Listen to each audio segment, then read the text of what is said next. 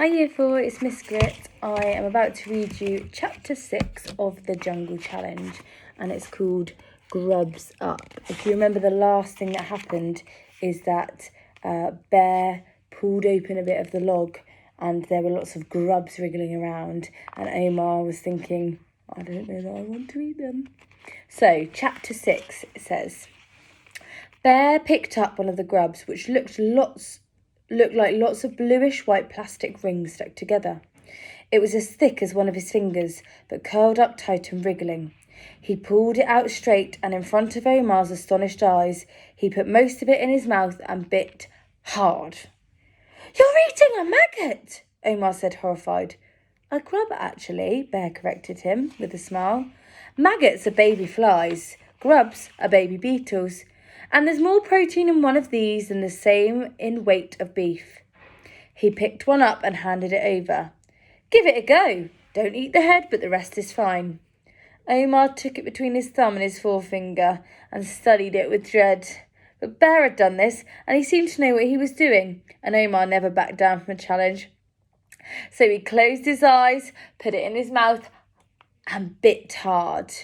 It was like eating a sausage full of snot.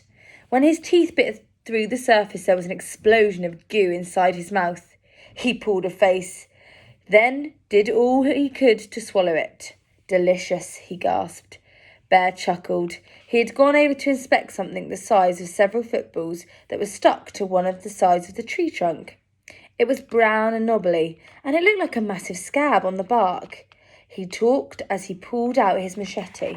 So here's the picture of this bobbly thing on the side of the tree. The general rule is to avoid anything that is brightly coloured or hairy or that has black dots under its skin, and give them a sniff before it goes in your mouth.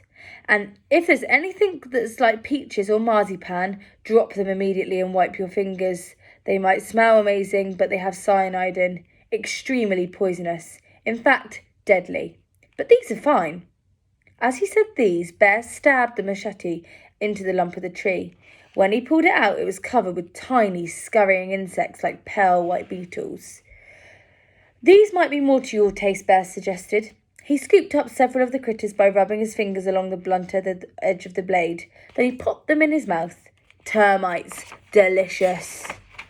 He offered Omar the machete, flat side up. Still had termites on it. Omar steeled himself, then ran his finger along like Bear, avoiding the sharp edge of the blade. "Eat them quick before they crawl off," said Bear. They get into your hair, into your ears and nose, even under your clothes and down your trousers, all the place you really don't want insects." Omar quickly sucked his fingers. For a moment he felt the termites tickling his tongue, and then they were gone. He had to admit they tasted better than the grubs, more like an old lemon or orange that had gone a bit stale.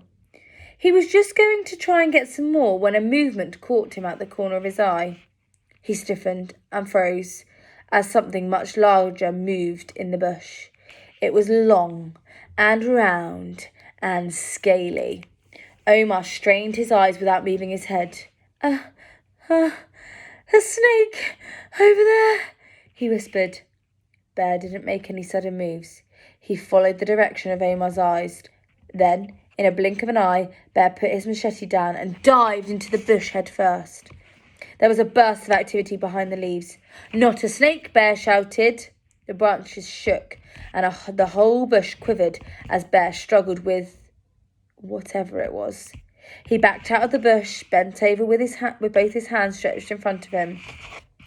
They were wrapped around the tail of a very ugly brown and white lizard, which was the size of Omar's arm.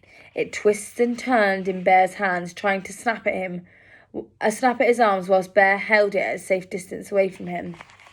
So here's the picture here of him with the lizard. "Well spotted, Omar," Bear said, working hard to control it. "It's a monitor lizard, or out here, survival food." He held the lizard at arm's length with one hand, dangling it by its tail. It still tried to bite him, but it couldn't make itself twist that far. Bear moved his hand down its neck, held the lizard down, grabbed the machete off the ground, and swiftly dispatched it. It was all over in a second. We thanked the jungle for the food, and then we move on.